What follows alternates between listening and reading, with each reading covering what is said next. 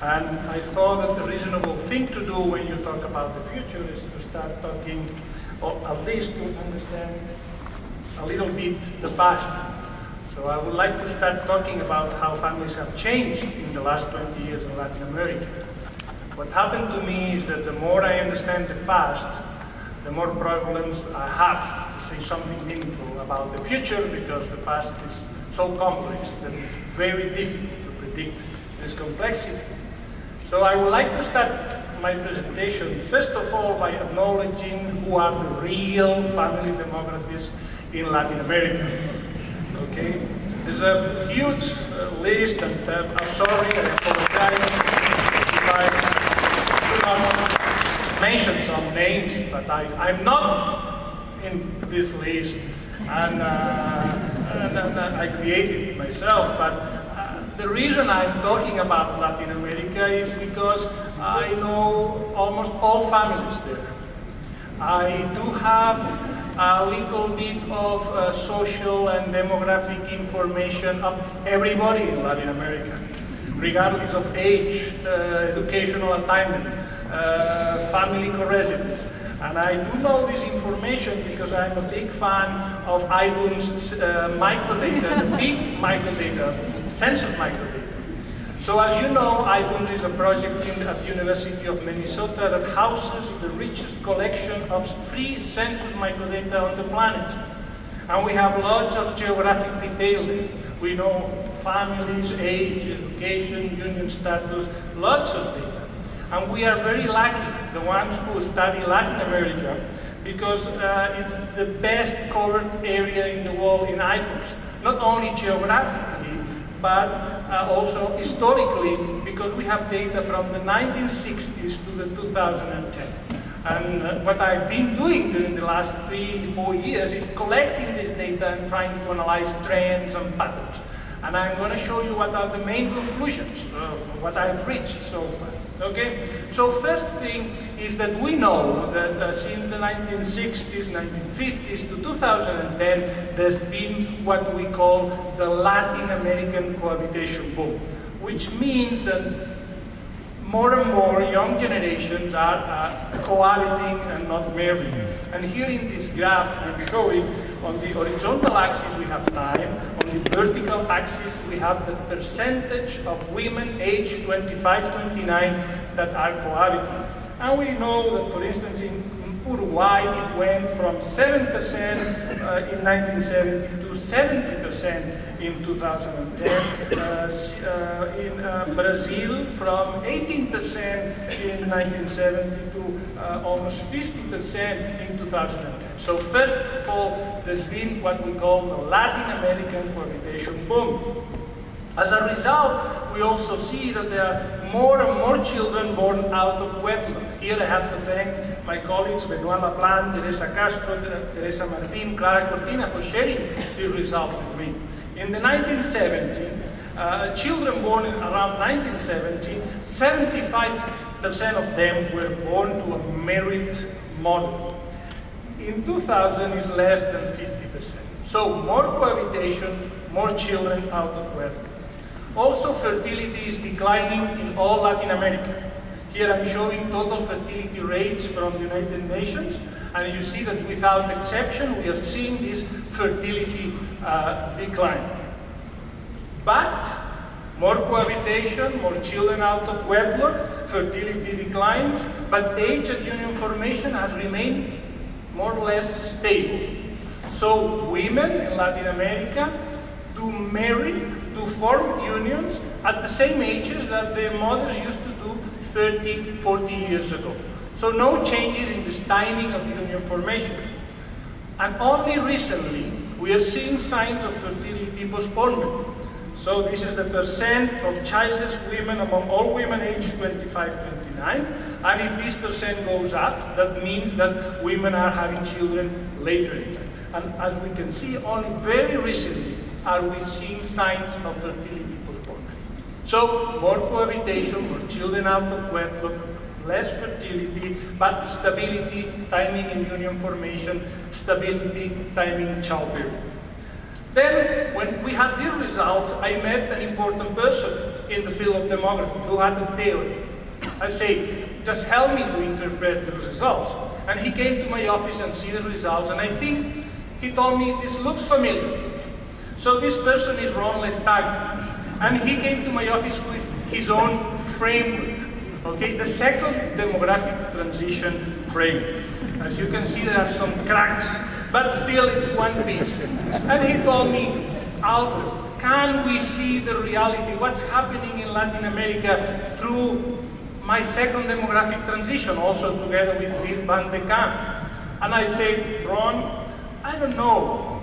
You know, it's Latin America, it's kind of a special case. It's not really Europe, it's not the United States. And we know that in Latin America, there has been historically what we call a traditional pattern of disadvantage, which means that all the signs of the second demographic transition, cohabitation, instability, children out of wedlock, were more common among the lower classes in Latin America. While the high classes, the high status people, they used to marry, more stable unions, etc. So it was a status, a class issue. And class was made of a complex interaction of gender, race, class, and religion in Latin America. So if you were a white woman, very rich, from a very wealthy family, and religious family, you were very likely to marry or not marry at all. But if you were black, poor, not very religious person, you were very likely not to marry or cohabit or being in a visiting union. So there's this historical pattern of disadvantage that we have to understand before reaching any conclusion about what's really happening now in Latin America. Then there's also a strong regional heterogeneity. This is a map that we have produced with more than 17,000 units, where we are basically representing the proportion of women cohabiting age 25-29. The red colors means more cohabitation than marriage, and the blue colors mean more marriage than cohabitation. And you can see that there's a strong spatial clustering that do not coincide, do not correspond to the national boundaries. And this pattern of regional heterogeneity is very strong. It's not only there are differences across countries, but there are also important differences within countries. And here I'm showing a box plot where we show the differences within countries, and you see countries like Ecuador here, where there are areas where almost everybody marries, and there are areas where almost everybody cohabits. Same differences in Brazil. Okay, areas where there's almost no cohabitation, and areas in Brazil where there's lots of cohabitation. So there's a challenge, and here we have to investigate a little bit what's going on, and we are trying to do so. And we think how much of this variation that we are seeing across within countries is due to differences, population differences. So there are places where there are more white population, more religions, etc. So what we are doing now in our center is take all countries in Latin America. Let's look country by country. This is the example of Brazil, where we have areas with high cohabitation and we have areas with very low cohabitation. And what we are doing is, to what extent these regional differences are due to differences in the composition of the population in each area. Ones we control by race, sex, age, religion, what's the result? And the result is very surprising, and it's consistent everywhere. The result is this one. This one means that once we rank all the regions in Brazil by the level of cohabitation or by the level of children born out of wedlock, and we do a model without controls, and then we do a model with controls, we get exactly the same regional ranking. So we explain nothing. So basically, the individual characteristics of each place explain nothing about the levels that we are seeing. That basically tells us that when we have to understand Latin America, or perhaps other regions of the world, all, we have to, first of all, we learn something, that individuals have histories, but regions have longer histories. That's the main conclusion of our analysis.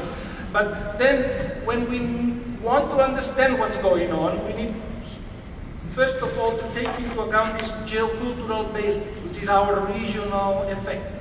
Then, on top of that, we add historical pattern of disadvantage that works everywhere the same way, but taking into account the geocultural baseline.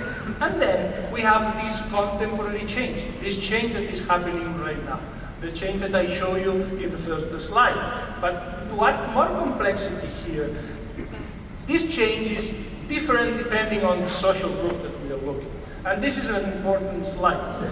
This is, in this graph, I'm showing the change over time in 3 dimensions: cohabitation, percentage of childless women, and percentage of neighboring youth. And I'm comparing 2 groups, primary or less educated women and university educated women. And I'm taking 1980 as a reference point. So what we are seeing, the blue line is cohabitation. So there's a lot of more, this is the absolute difference. So cohabitation increased a lot for the primary or less educated women. But the proportion of childless women decreasing, meaning that they are having children even earlier than their mothers with the same amount of education. So instead of delaying, they are quickening childbearing, and they are also quickening the entrance into union formation. But among the university educated, it's a different story. We are also seeing more cohabitation, but less childless. It's the more childless, and more neighboring union, which means that they are cohabiting more, but they are postponing union formation, and they are postponing childbearing. We think that this is a little bit the second demographic transition. Remember, this is the second demographic transition framework, and we think that what is more or less happening at these top levels, it reminds us that perhaps it's the onset or the beginning of a change, but we still need to explain what's going on with these women with less education, that they are really advancing, or they are quickening these transitions to childbearing and union formation. So, having said so, that how families will change in the next 20 years. So it's difficult to say, as I told you at the beginning, and I'm not, willing to project anything. I only take, for instance, this is the projections by age and educational attainment and sex that Samir Casey and Wolfgang Lutz from the Vienna Institute of Demography have produced. And I went there and I took the data, and they project that there's going to be a boom of women with higher education in the next 40 years. So I could say, okay, if we have more educated population, maybe this rise of cohabitation is going to stop, and maybe there's going to be postponing childbearing, maybe they are going to enter in union later, but I think it's too risky. And it's too risky to do that, because if I had used the same approach to predict what has happened in the last 20 years, I would have been wrong. So, could I have anticipated 20 years ago the situation in 2010? The answer, using the same approach, the answer is no. And I will give you some reasons why no. The first is an obvious reason. I was not in the field. So basically, I was at high school, spending the weekend with my girlfriend, no worries about Latin America, so here I couldn't do it. But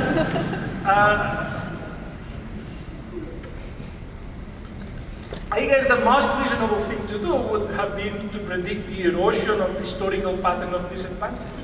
So with more progress, with more education, with more women, female labor force participation, I would have predicted less cohabitation, late marriage, late childbearing, but didn't happen, okay? And because it would have been very difficult for me to predict other forces of change, such, the second demographic transition, changes in values, new ways of disadvantage.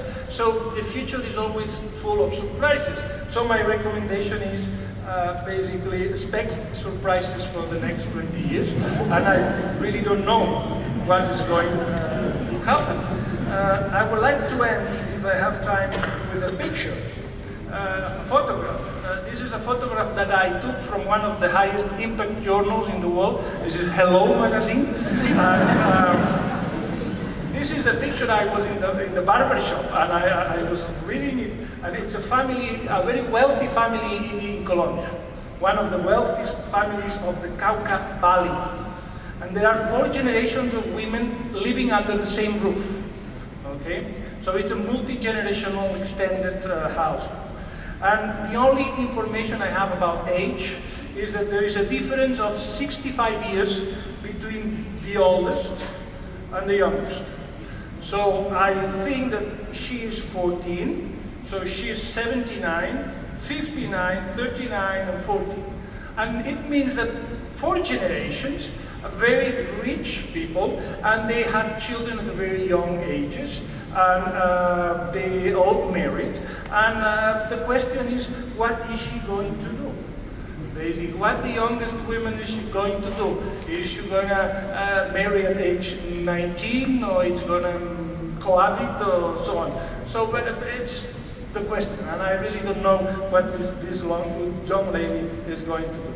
And I would like to end my presentation by thanking my little angels, my team in Barcelona, my funding angel, the European Research Council, my senior angels, Ronald Esteve, Tony Lopez, and my good friend Robert McKay, who was the person who, thanks to him, put together this amount of data, and I've been able to use it for my research. So thank you.